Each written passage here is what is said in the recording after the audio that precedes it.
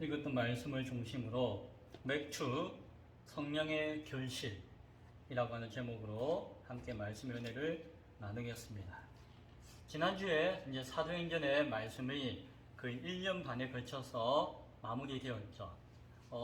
그래서 그래도 우리가 오랫동안 나눴던 말씀이고 아쉬운 것들이 많기 때문에 이 사도행전 말씀을 어떻게 정리를 한번 하고 다음에 말씀인 로마서나 말씀으로 나아갈 것인가라는 고민을 했었습니다. 그런데 끝나자마자 참 뜻이 있겠죠. 맥주 감사 주일을 맞이하게 되었죠. 그래서 맥주 감사 주일에 대한 말씀을 준비하면서 자연스럽게 사도행전의 말씀을 정리할 수 있는 기회도 된 것 같다라는 생각을 하게 되어집니다. 그래서 오늘 우리 이 말씀을 통해서 이스라엘의 3대 절기를 이해하고 그 절기의 의미가 오늘날 교회 가운데 어떻게 되어 있는가를 생각하고 특별히 맥주 감사주의를 맞이하여서 맥주절의 의미가 오늘 우리에게 또 어떻게 나타나야 할 것인가를 생각할 수 있는 그런 날이 되었으면 좋겠습니다. 그것을 나누다 보면은 사도행전의 정리가 또한 자연스럽게 되어질 것이다 라고 여겨집니다. 오늘 성경에서 하나님께서 이스라엘 백성들에게 세 가지의 절기를 말씀하시면서 이것은 나의 절기다, 나의 날이다. 그러니 나의 백성 되어진 너희들이 이 날을 지키라 라고 명령하시는 말씀이에요. 출애굽기에도 34장 5장쯤에 한 번 더 나와 있고 신명기에도 나와 있고 레위기에도 언급되어지고 있는 절기에 대한 말씀 가운데 하나입니다. 무교절, 맥추절, 수장절, 시간적으로 보면은 이렇게 세 가지가 순서대로 언급되어지고 있습니다. 이 구약에 나타나 있는 이 절기를 뭐라고 또 표현해야 될까라고 할 때 이것은 하나님께서 정하신 때라고 말할 수가 있어요. 하나님이 그날을 콕 집어 주셨거든요. 그러니까 그날은 하나님이 정해주신 때예요. 우리말로 하나님이 점지해 주신 날이란 거예요. 하나님이 정해주신 때. 그런데 그 날들에 대해서 신명기에서는 또 이런 표현을 해요. 여호와께서 자기 이름을 두시려고 택한 곳. 여호와께서 자기 이름을 두시려고 택한 곳으로 오라라고 이야기해요. 그 절기를 이야기하시면서 그래서 그 절기는 한편으로는 시간을 이야기하는 것이고 한편으로는 공간을 이야기하는 것이에요. 하나님이 정하신 시간과 장소에 그러면 그게 어떻게 되죠? 백성들이 모여 함께하는 것이에요. 그래서 이 절기는 하나님과 백성이 만나는 시간이자 만나는 장소다라고 말할 수가 있는 것이에요. 그래서 이스라엘 백성들은 이 절기가 되면은 온 백성들이 저 흩어져 있던 사람들도 다 함께 모였어요. 함께 모여가지고 함께 하나님을 예배하고 찬양하는 축제로서의 시간을 가졌던 것을 보게 되어져요. 우리말로 이야기하면은 우리가 명절을 지키듯이 그런 의미를 가졌죠. 우리의 명절의 의미를 우리가 알고 지킵니까? 잘 모르고 그냥 조상부터 내려와서 지키니까 지킨다라고 하죠. 그러나 그 명절의 가장 근원에는 무슨 뜻이 있는지 저는 알아요. 뭘까요? 하나님이 지키라고 명하신 때와 공간의 의미가 명절에는 있는 것이죠. 우리가 다 까먹어서 그렇지. 그런데 이스라엘 백성들에는 성경에 기록되어 나타나 있기 때문에 그것이 우리에게 증거되어지고 있죠. 이 절기에 대해서 먼저 생각해 볼게요. 이제 어려울 수도 있지만은 차근차근 생각해보면은 어렵지 않아요. 세 가지 절기를 이야기하죠. 하나는 뭡니까? 무교절. 무교절은 무교병이라고 하는 발효되지 않는 빵을 먹는 것을 통해서 기념하는 그리고 무교절 기간이라고 해서 한 일주일 정도 기간을 가지고 지내는 절기였어요. 명절이었어요. 그래서 무교절이라고 불러요. 그런데 이 무교절의 의미는 어디에서부터 왔는가 하니 6월절에서 왔어요. 6월절은 뭡니까? 이스라엘 민족이 애굽의 노예 가운데 있을 때에 그들을 출애굽시키기 위해서 애굽에 있는 모든 장자들을, 동물과 인간의 모든 장자들을 하나님께서 죽이는 심판 가운데 있을 때에 어린 양의 피를 바른 그 집은, 하나님의 뜻 가운데 말씀에 순종하여서 받은 그 집은 그 죽음의 사신을, 죽음을 넘어갔다, 유월하였다라고 하는 것을 기념하는 날이 유월절이에요. 유월절은 하나님이 우리를 구원하신 날이고 하나님이 우리를 살려주신 날을 그 백성들이 기념하는 것이죠.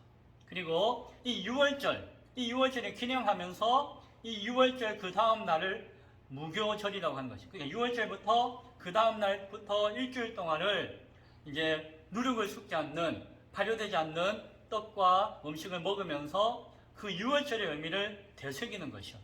그것이 무교절의 의미죠. 그래서 유월절과 무교절은 같은 날로 삼아요. 뭐 조금 차이는 있지만은 같은 날로 삼고 있다. 그래서 무교절의 다른 말은 유월절이다라고 이야기하기도 해요. 같은 날이니까.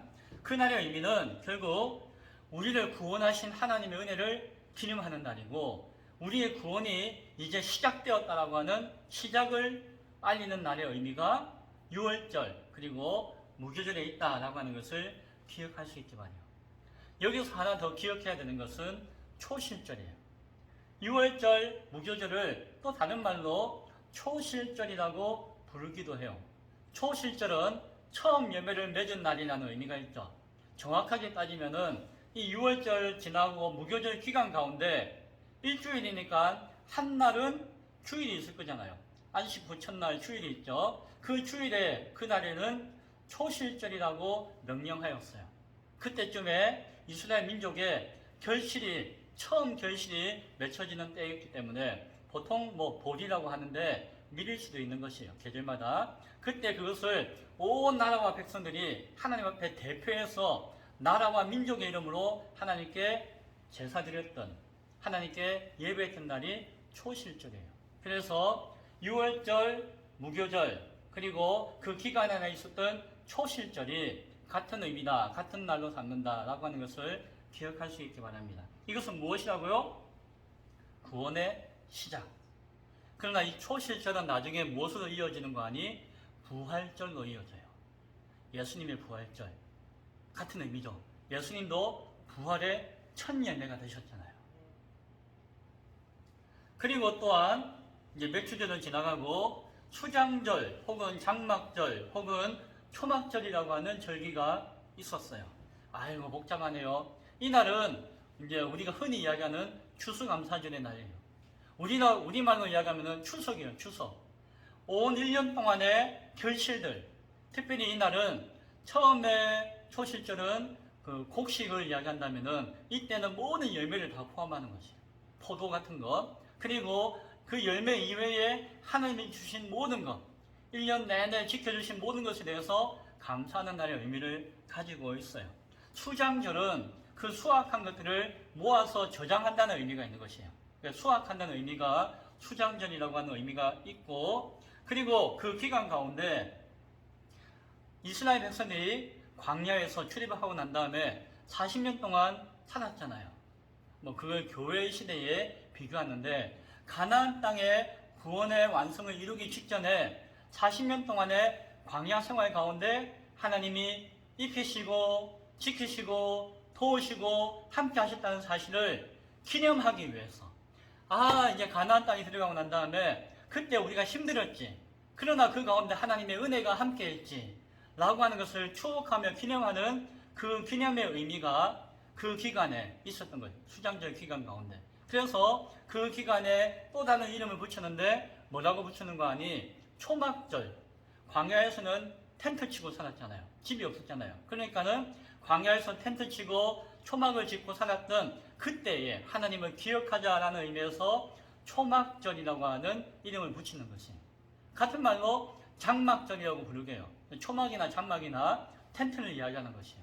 그래서 그 기간이 어떤 기간이고 하니? 그 주수하는 기간이었기 때문에 수장절, 초막절, 장막절이라고 하는 그 절기가 같은 기간 가운데 하나의 이름으로 불려지는 것이에요.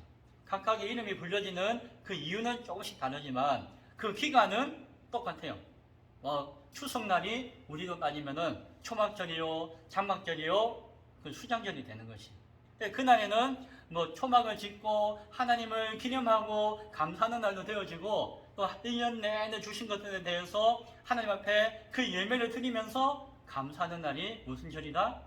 수장절, 초막절, 장막절이다 라고 이야기하는 것이죠.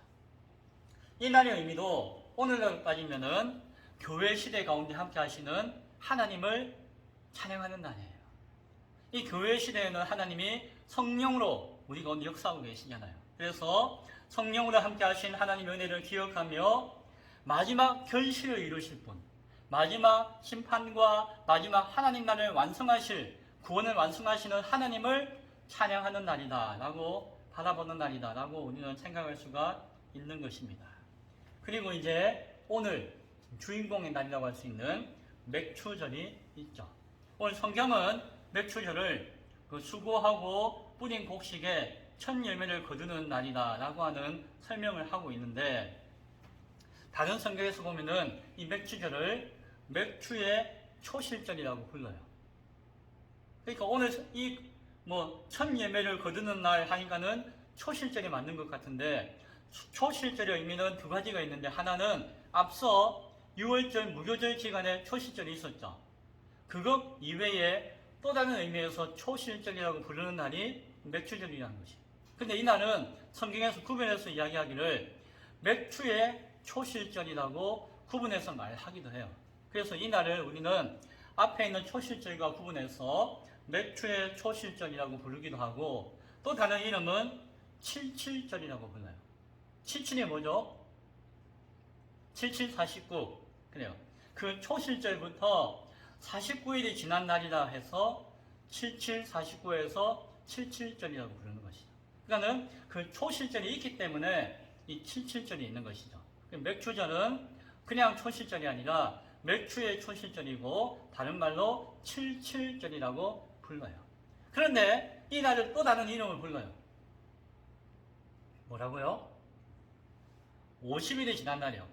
초실절부터 49일이 지난 날인데 날짜로 따지면 50일째가 되는 날이기 때문에 순이라고 하는 단어는 열흘 순이라고 해요. 그래서 50일째 되는 날이다 라고 해서 오순절이라고 불러요. 말이 조금씩 다르지만, 그래서 이 맥추절을 다른 말로 맥추의 초실절이라고 부르기도 하고 칠칠절이라고 부르기도 하고, 또 신약시대에 이르기까지는 오순절로 불려지고 있죠. 오순절의 의미는 거기에 있는 것이에요. 이름이 많고 복잡하지만 한번 듣고 기억을 못하더라도 이해는 할 수 있게 바랍니다. 그래서 초실절이 두 개 있구나 라고 하는 것을 통해서 그런 의미를 기억할 수 있게 바래요. 그래서 첫 번째 초실절이 나중에 예수님의 첫 열매 되시는 부활을 기념하는 날이 되었어요. 그리고 예수님이 부활하신 이후에 50일이 지난 오순절날 무슨 일이 있었을까요? 성령님이 우리 가운데, 이 땅 가운데 강림하셨어요. 그래서 맥추절은 오순절이라고 부르는데, 그 의미는 결실을 맺었네, 그는 구약적인 의미인데, 오늘날 우리 가운데 의미를 찾는다면은 이 날은 무엇이다? 예수님의 오심과 함께 이어지는 성령의 강림을 기념하는 날이에요. 두 번째 초실절인 맥추절은 예수님께서 부활하신 후에 50일째 되는 날, 그때 성령님이 오셨어요.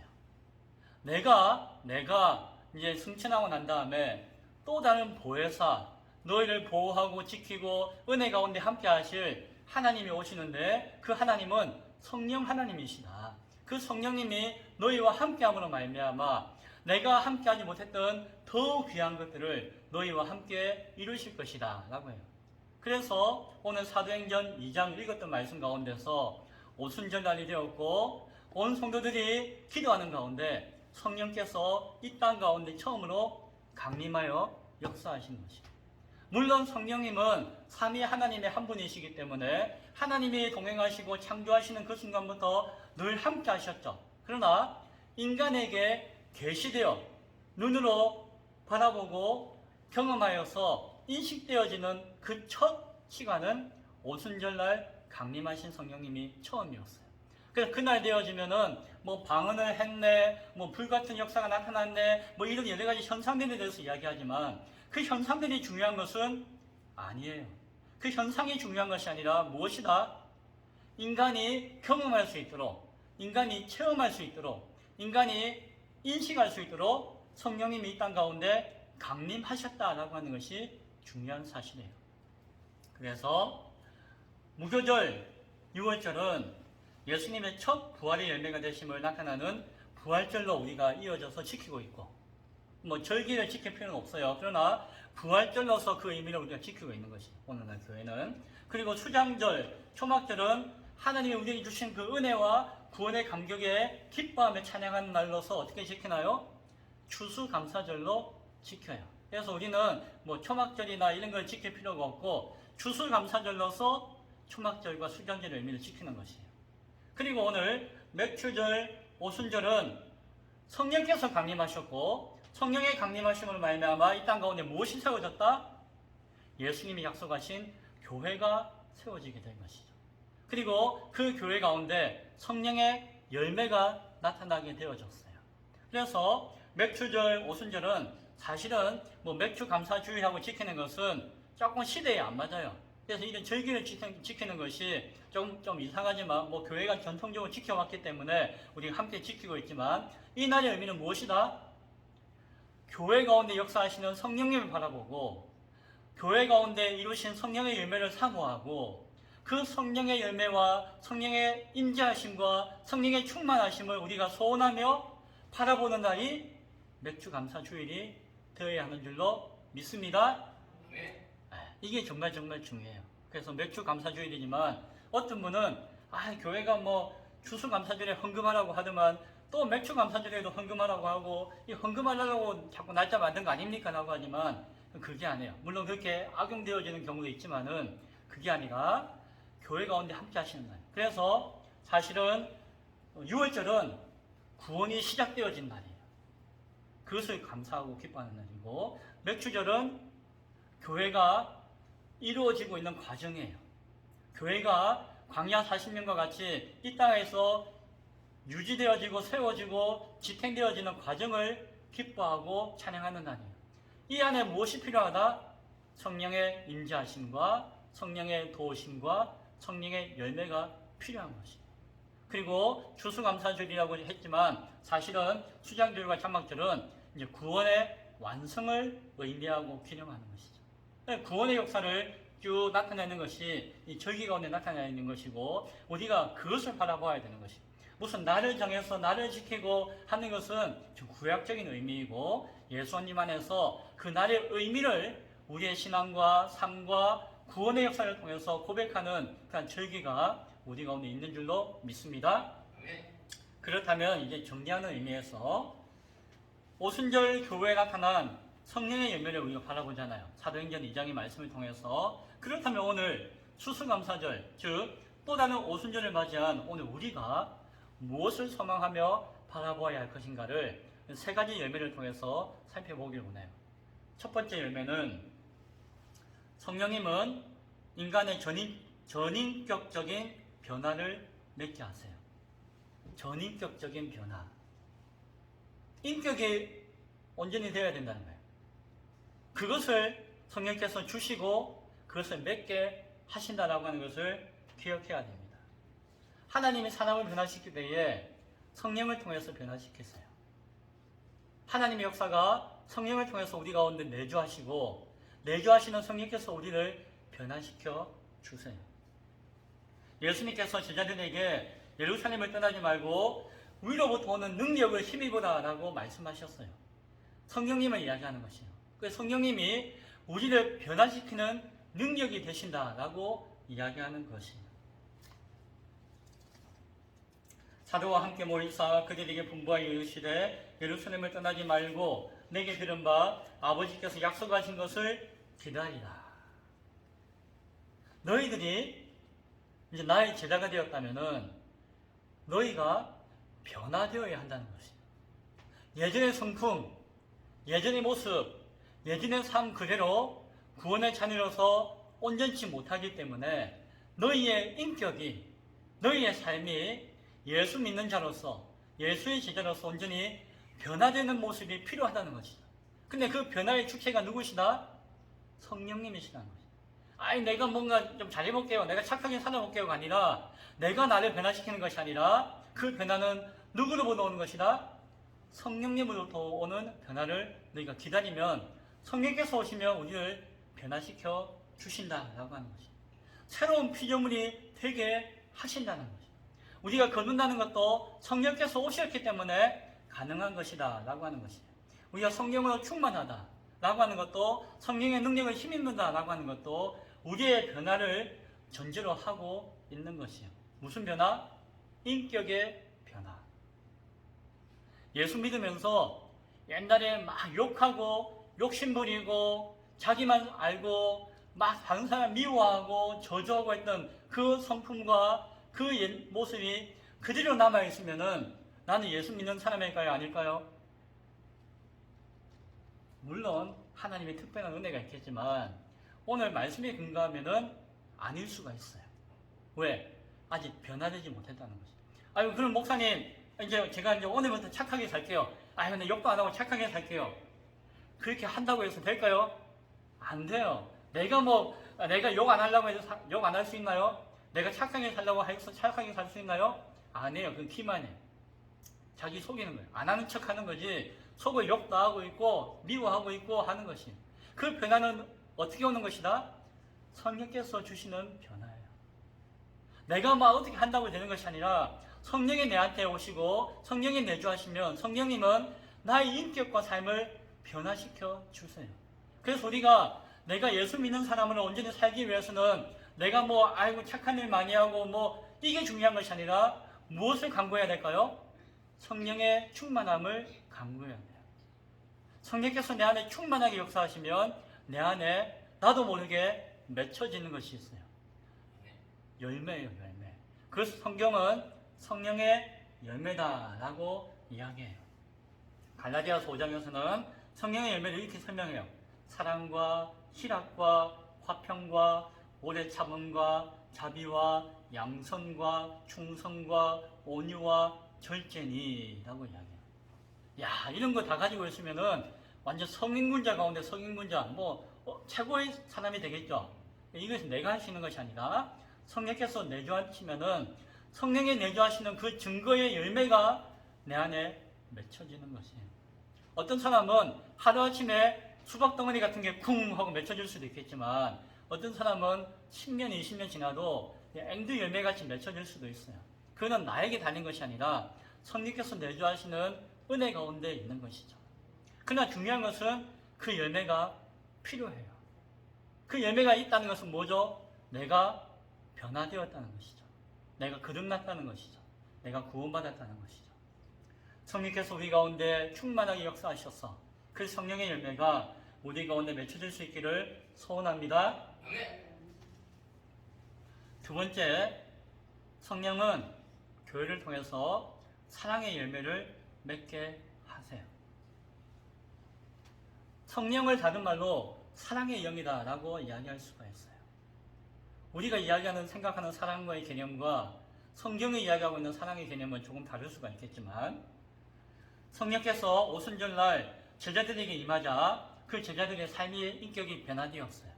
그리고 그들이 한마디로 어떻게 변화되었는가 하니 사랑의 공동체로 변화되었어요. 예전에는 내거, 이거 내 건데 이거 내 건데 이거 내 건데 아이고 이거 내 거 욕심, 이렇게 살았던 인생들이 인격이 변화되어지고 삶이 변화되어지니까 어떻게 변화되어지는 거 아니? 사랑하는 마음으로 넘쳐났어요. 사랑이 가득하게 되었어요. 사랑을 나누고 주고 싶고 사랑을 받고 싶은 마음이 생겼어요. 그러고 나니까 이제는 내 거 하는 것이 이거 내게 당신 거고 당신이 잘 되는 것이 나의 행복이고 당신을 위해서 내가 날마다 기도하고 있고 당신과 함께하는 것이 나의 기쁨입니다 라는 마음을 억지로 가지는 것이 아니라 성령 안에 변화되어지니까 그런 마음이 저절로 막 샘솟듯이 솟아나게 되었어요. 그것이 무엇이다?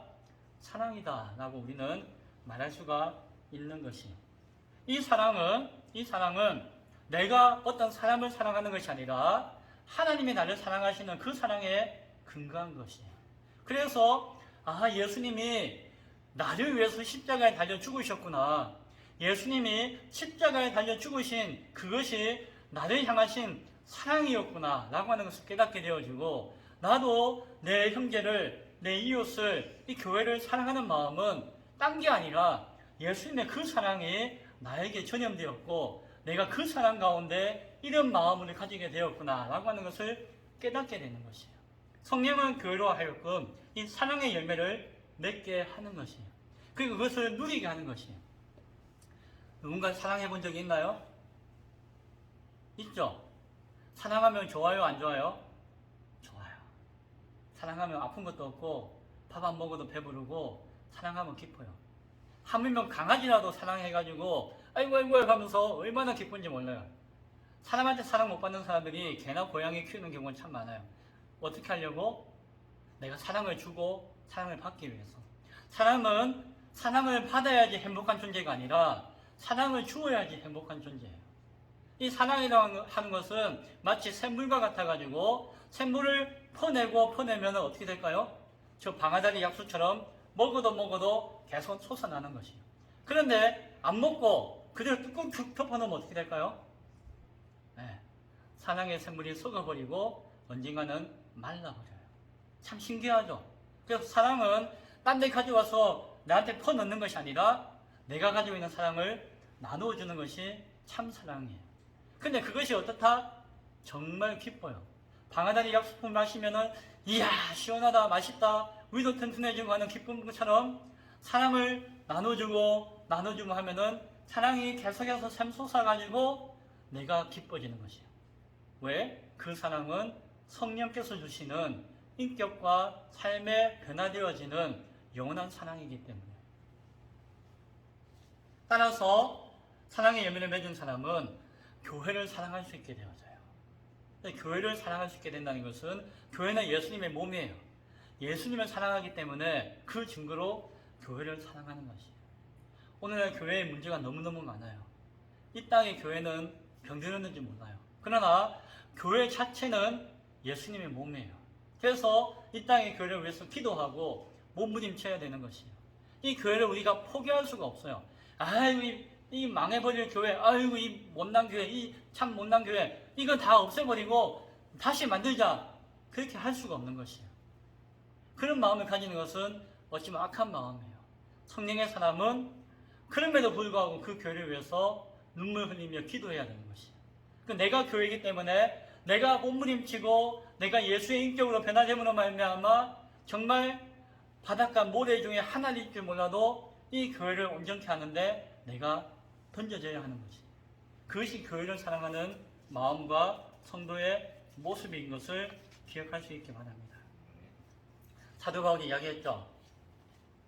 내가 내게 있는 모든 것으로 구제하고 또 내 온몸을 불사르게 내줄지라도 사랑이 없으면 내게 아무 유익이 없느니라 라고 하면서 사랑은 오래 참고 사랑은 온유하며 시기하지 아니하고 등등 이야기해요. 마치 이것을 보면은 사람과 사람 간의 사랑이라고 생각하기 쉬워요. 그러나 그것이 아니에요. 어찌 이 말씀은 무엇을 향한 사랑일까요? 하나님을 향한 사랑이며 교회를 향한 사랑이에요.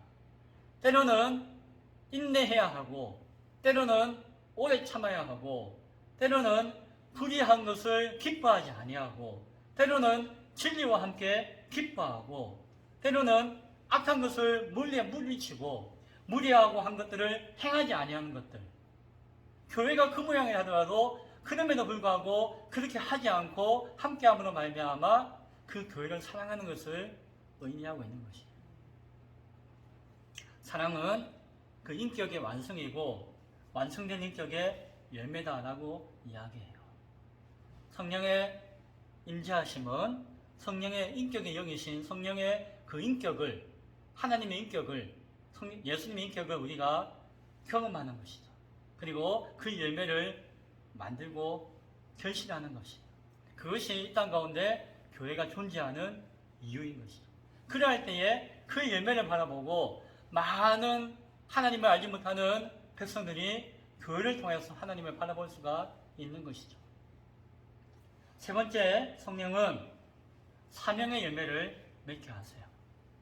성령의 인격을 통해서 교회를 사랑하는 마음을 가질 때에 그 교회가 무엇을 해야 되는지를 알게 되는 것이에요. 교회가 해야 되는 일을 다른 말로 사명이다 라고 부르는 것이에요. 교회는 성령으로 세워졌고 성령은 교회 가운데 사명을 주세요. 이 땅의 교회 가운데 성령께서 오셔가지고 사명을 주세요. 그 사명 가운데 가장 대표적인 것이 이 땅 가운데 교회를 세우는 것이에요. 교회를 세워서 그 교회를 통해서 예수님의 그 생명의 구원을 전하는 것이죠. 그래서 그 생명의 구원받은 자들이 하나님께 나아갈 수 있는 통로가 되는 것이 교회의 사명이에요. 우리가 사도행전의 말씀을 쭉 공부하고 배웠죠. 1년 반 동안 사도행전 배우면서 무엇은 생각이 나십니까? 결국 하나님의 택한 교회와 하나님의 사명자들이 하나님께서 붙들어 사용하시고 그들을 통해서 교회가 세워졌고 그 교회를 통해서 수많은 영혼이 구원받는 역사가 나타났다는 것이죠. 그것이 오늘 우리를 향하신 사도행전에서 이야기하고 있는 교회를 향한 성령을 통해 주시는 사명인 것을 기억할 수 있기를 바랍니다. 오늘날 성도들 가운데, 교인들 가운데 사명을 싫어하는 사람이 있어요. 목사님, 저는 그냥 교회만 다닐래요. 헌금만 낼게요. 아니 뭐 시키지 마세요. 아니 뭐라고 하지 마세요. 뭐 숙제 주지 마세요. 뭐 그렇게 하는 분이 계세요. 사명 감당하기 싫다는 것이에요. 참 이해가 할 수도 있겠지만 한편으로는 이해되는 이유는 무엇인가 하니 그 안에 성령이 없는 것이에요. 그 안에 성령의 역사가 없는 것이에요. 성령께서 역사하지 않으면은 그 사명을 감당하고자 하는 마음이 없어요. 그냥 남들이 교회 가자고 해서 교회 갔고 그냥 교회 다니다 보니까는 장로가 되고 권사가 되고 심지어 목사가 되더라도 사명을 가질 수가 없는 것이에요. 그냥 주어진 일이나 하고 다른 사람 눈치나 보고 있고 그냥 생활하는 것이에요. 내가 뭔가 하나의 뜻을 이루고자 하는 몸부림과 갈급함이 없는 것이에요. 왜요? 성령이 충만하지 못하기 때문에. 성령 안에서 열매를 사모하며 맺는 삶이 언제나 인격적인 변화가 되어져 있지 못하기 때문이에요. 교회가 온전한 교회가 되기 위해서는 따라서 성령으로 충만해야 되는 것이에요. 성령께서 오셨기 때문에 교회가 된 것이고 성령께서 내주하심으로 말미암아 예수를 믿음으로 고백할 수 있어요. 그러나 그 성령의 열매가 우리 교회를 통해서 맺혀져야 돼요. 구체적으로 인격을 통하여서, 삶을 통하여서, 사랑의 열매를 통하여서, 그리고 그것이 결국에는 사명을 감당함으로 맺혀져야 돼요. 교회 나오는데 교회 와서 아무 일도 안 합니다. 아무런 사명을 모르겠습니다. 그거는 뭔가 심각한 문제가 있는 것이에요. 하나님의 교회로 부르실 때에는 그에게 사명을 주시기 위한 것이에요. 하나님 우리에게 생명 주신 것 무엇 때문일까요? 그 사명을 이루게 하시기 위해서 생명을 주신 것이에요. 내가 생명 가지고 살아있고 교회 나와서 하나님 찬양한다고 하면서 나에게 주신 사명이 무엇인지를 고민하지 못하고 이루지 못할 때에 심각한 고민이에요. 어쩌면 상추를 잘 키워가지고 교회에 들여서 교회 수익들과 나눠먹는 것도 귀한 사명일지 몰라요. 이건 내가 기쁨이다. 내가 할 일이다 여기면 그 사명일지 몰라요. 그것은 각자 인생마다 다 달라요. 하나 정해진 것이 아니에요. 그러나 그 사명을 내가 깨닫고 발견하고 그 사명을 위해서 몸부림치는 것이 얼마나 귀하고 값진 것이다 라고 하는 것을 깨달을 수 있기를 바랍니다. 성령께서 살아있고 성령께서 역사하시고 성령께서 움직이는 교회, 그것이 정말 참된 교회예요. 기쁨의 교회가 세워졌습니다. 기쁨의 교회는 어찌 보면 작은 교회예요. 그러나 작지만은 성령으로 충만하고 성령께서 역사하시고 성령 주시는 사명 가운데 성령의 인격의 열매를 맺으며 살아갈 수 있는 성도 한 사람이 있을 때에 이 교회는 하나님의 가장 거룩하고 값진 교회가 될 줄로 믿습니다. 사실 좀 부족해요. 저부터 성령으로 충만하지 못할 때가 많고 우리도 부족할 때가 많아요. 그러나 오늘 추수감사 주일을 맞이하여서 이제 사도행전의 말씀을 끝내고 또 다른 말씀을 사모하며 준비하는 과정 가운데서 오늘 우리가 함께 기도하고 바라기 원하는 것은 성령의 충만함을 위해서 기도할 수 있기 바라요. 저도 기도하겠습니다. 성령의 역사하심이 활발하게 일어나기 위해서, 성령의 일하심이 우리의 모습을 통해서 온전히 드러나기 위해서 기도할 수 있기 바랍니다. 이제 말씀을 맺고자 합니다. 성령님은 오늘 기쁨의 교회를 사랑하십니다. 성령님은 기쁨의 교회 가운데 사명을 주시고 그 사명을 이루게 하시는 열매를 맺게 도우실 것입니다. 전인격적인 열매, 변화의 열매, 사랑의 열매, 사명의 열매. 오늘 맥주절은 그러한 성령께서 오신 날이고, 성령께서 교회를 채우신 날이고, 성령을 거듭나게 하신 날이고, 성령께서 교회를 교회되게 하신 날을 바라보는 것이에요. 오늘 이 날이 그냥 감사헌금하고 그냥 지나가는 절기가 아니라 우리가 성령 안에서 새로워질 수 있는, 결단할 수 있는, 변화될 수 있는 기회가 될 수 있기를 간절히 축원드립니다. 기도하겠습니다.